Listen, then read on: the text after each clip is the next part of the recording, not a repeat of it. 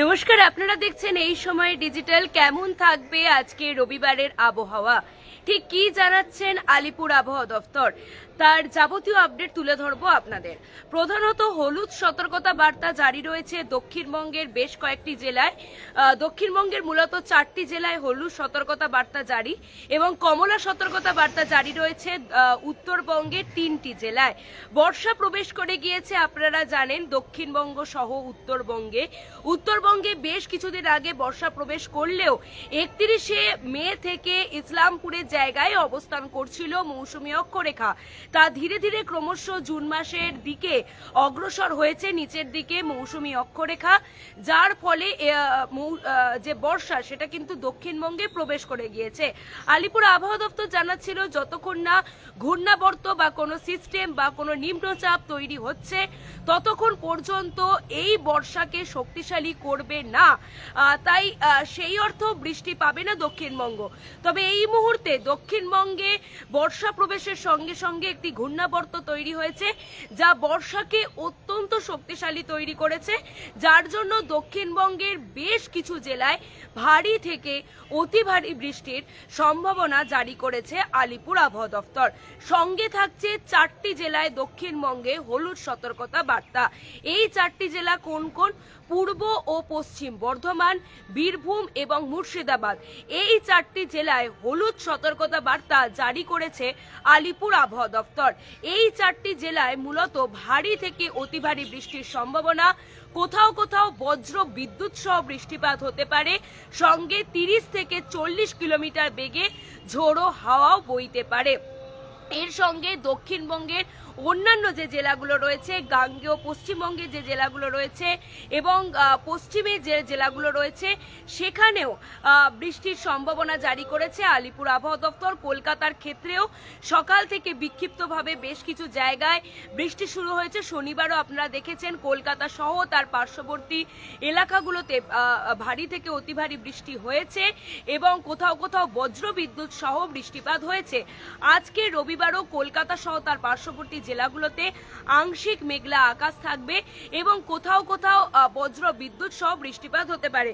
কলকাতার ক্ষেত্রে আলিপুর আবহাওয়া দপ্তর সকালে যে বুলেটিন প্রকাশ করেছে, সেখানে দেখা যাচ্ছে যে কলকাতার ক্ষেত্রে আজকে 24 ঘন্টায় সর্বনিম্ন তাপমাত্রা 27 ডিগ্রি সেলসিয়াস, যা স্বাভাবিকের থেকে 0.3 ডিগ্রি বেশি রয়েছে এবং সর্বোচ্চ তাপমাত্রা 31.6 ডিগ্রি সেলসিয়াস, যা স্বাভাবিকের থেকে 1.3 ডিগ্রি কম রয়েছে। জলীয় বাষ্পের পরিমাণ 85 থেকে 96%, অর্থাৎ জলীয় বাষ্পের জলীয় বাষ্পের পরিমাণ এই মুহূর্তে কম থাকার কারণে আর্দ্রতাজনিত অস্বস্তিতেও ভুগতে হবে না সাধারণ মানুষকে। কলকাতার ক্ষেত্রে বলা যেতে পারে অবশেষে স্বস্তির বৃষ্টি সমগ্র দক্ষিণবঙ্গ জুড়ে। কলকাতাতেও বৃষ্টিপাতের সম্ভাবনা, আংশিক মেঘলা আকাশ থাকবে আজকে কলকাতার ক্ষেত্রে এবং তার পার্শ্ববর্তী জেলাগুলোতে। মাঝে মাঝে আমরা বৃষ্টির দেখা পেতে পারি, কোথাও ভারী বৃষ্টি এবং কোথাও বা হালকা এক ফসলা বৃষ্টি হতে পারে। শনিবারও বেশ কিছু জায়গায় দেখা গিয়েছিল কলকাতাতে বৃষ্টি হয়েছে। কলেজ স্ট্রিট, ঠনঠনিয়া, কালীবাড়ি থেকে শুরু করে বেশ কিছু জায়গায় কলকাতার নিচু এলাকাগুলোতে জল জমারও ঘটনা আমরা লক্ষ্য করেছি, সেন্ট্রাল অ্যাভিনিউ থেকে শুরু করে বিভিন্ন জায়গায়। তবে আপাতত যেরকমটা পুরসভা জানাচ্ছেন, সেই সমস্ত জায়গায় এখন জল নেমে গিয়েছে। পাম্পিং এর মধ্য দিয়ে সেই সমস্ত জায়গাগুলো থেকে জল নামিয়ে দেওয়া হয়েছে। তবে আজকেও কিন্তু বৃষ্টির সম্ভাবনা থাকছে কলকাতাতে। এবার আসে উত্তরবঙ্গের ক্ষেত্রে, কারণ উত্তরবঙ্গেরও 3 জেলায় কমলা সতর্কতা বার্তা দেওয়া হয়েছে। দার্জিলিং, কালিম্পং, আলিপুরদুয়ারে কমলা সতর্কতা বার্তা।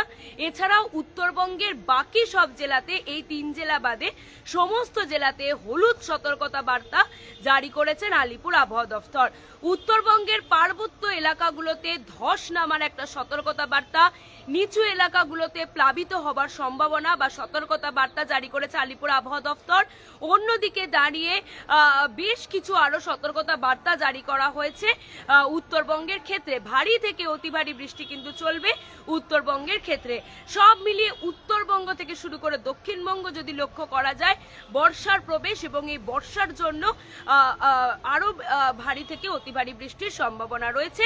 বিশেষ করে দক্ষিণবঙ্গে এই মুহূর্তে ঘূর্ণাবর্তের তৈরি হবার কারণে বর্ষা আরো শক্তিশালী হয়েছে এবং দক্ষিণবঙ্গের একাধিক জেলা বৃষ্টিতে ভিজতে পারে, এমনটাই জানাচ্ছেন আলিপুর আবহাওয়া দফতর। অর্থাৎ বলা যেতে পারে দীর্ঘ যে গরম বা তীব্র যে গরম, সেই গরমে যে নাজেহাল হয়ে গেছিল মানুষজন এবং আর্দ্রতাজনিত যে অস্বস্তি পাচ্ছিল মানুষজন, সেটা থেকে অবশেষে স্বস্তির নিঃশ্বাস এবং রবিবার সপ্তাহান্তে স্বস্তি পাচ্ছেন মানুষ। এই সময় ডিজিটালের জন্য সুকৃতি।